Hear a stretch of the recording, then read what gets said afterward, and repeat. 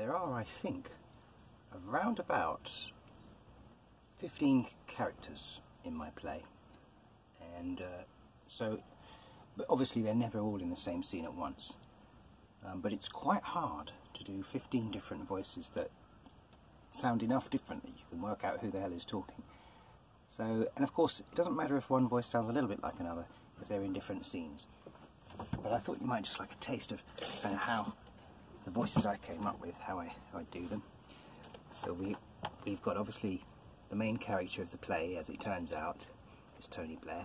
And Tony Blair, you know, he sort of talks like this. He's a bit like Blair in real life, and you always get a sense that he's not holding his he's sort of holding his breath all the time when he talks. And then we got George W. Bush. You know, he kind of talks like that, and he's always, it's not just the way he talks, it's the kind of things he says. It's the way he phrases things that's, you know, that's very Bush-like. And so it's in the script as well as the voice. And then we've got, obviously, the ladies are sort of easy to do, because I just do a gentle voice. I speak with a high register anyway, so we've got the PM's wife. And she just talks like that. She's like a very gentle version of Margaret Thatcher, and that's how she speaks. But she's a very powerful woman, and she has a lot of say in what happens in the Prime Minister's head. And then we got the President's wife, sounds like that. You boys, you have a good time now. Come back, I'll get you your dinner. And then we've got, who else have we got? We got the US Secretary of State, one of my favourite characters. And he's a very, how would you say, he's a kind of tragic character, dragged into the position which he occupies by history, rather than choosing his place. He is a pivotal character, indicating very strongly, more strongly than the other characters, how history pins you to the board like a moth in a set you don't choose. And that's the character that most surprised me in terms of my feeling sympathetic for him. Because as I've explained in my other little talk, you kind of have to feel sympathetic for your characters. You've got to get into their heads. You can't dislike them if you're going to play them. You've got to at least understand where they're coming from. So he's very interesting. Then we've got C from MI6. And he sort of talks like that. He's very, very sharp, and he doesn't beat about the bush. He'll go straight to the point. Prime Minister, you know exactly what you've got to do, and so just let's get on with it and do it. And he doesn't like any crap. He doesn't like any kerfuffle. He likes everything simple.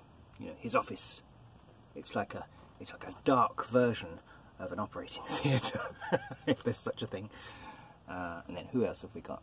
I've got to try and think now. Oh, then I used just accents to distinguish my UN inspectors, who are entirely fictitious characters, but they're like, we three, when shall we three meet again? So we've got the sort of Albert Finney kind of, British inspector. He sort of sounds a little bit like that, you know. He's not stupid, but he's just a little bit, you know. That's how I see things, and we disagree, you know, compromise. And then we have the Scottish inspector. I suppose that's probably the most difficult accent for me to do, because not because I find it difficult, but because I know a lot of Scottish people, and I'm friendly with a lot of Scottish people, and I'd like it to remain that way. So but he's very sharp and very what's the word? He's very to the point. He's not exactly like C with MI6. C's got an agenda. He doesn't have an agenda. But he is still to the point. He wants to get to the point. He wants to cut the crap, and he wants to stick to the mission rather than go off on a tangent somewhere. But he doesn't himself have an agenda, which makes him quite an interesting character, because he becomes a kind of a commentator almost on the other two. And then we've got the other UN inspector, who is this very mysterious character. He speaks. So I just gave him a French accent because I thought we have Scottish, we have the English. So let us have this.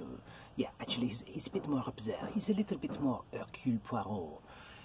Of course, he could be Belgian or French because for me, I do not know particularly how you say hear the difference between the two accents. So it could be Belgian, could be French. It does not work for anyone particular apart from the UN. We don't. What I mean is not the French government or something like that.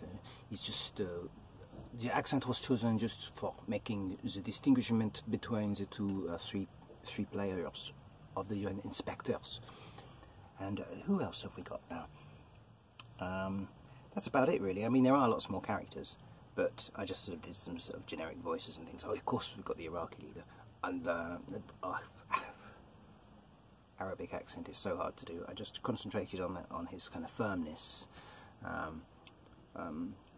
that he would speak very almost like almost Japanese, very monotone, not really raising his voice particularly, and of course getting these rolled R's into the Arabs sometimes put in when they speak, sounding very what is the word? Very macho, very much a man's man. So that's the Iraqi leader, and I'm not laughing at him. As I say, I take all the characters very seriously, and you have to be sympathetic to them when you're playing them. So he's a tragic character, actually, in many ways. Ensnared in history's web, like all the others, like everyone, actually, you and me included. So yeah, that was just a little taste of the different voices that I had come up with to do the play, to perform my own play. Because that's what a struggling playwright has to do, right? We have to perform our own work. If you do want to watch it, there'll be a link down in the description that will take you to a playlist that will play all the scenes in sequence. It's an hour and 10 minutes long. And my first review was extremely good. I was very, very pleasantly surprised. So give it a go and let me know what you think. Click the link to the playlist.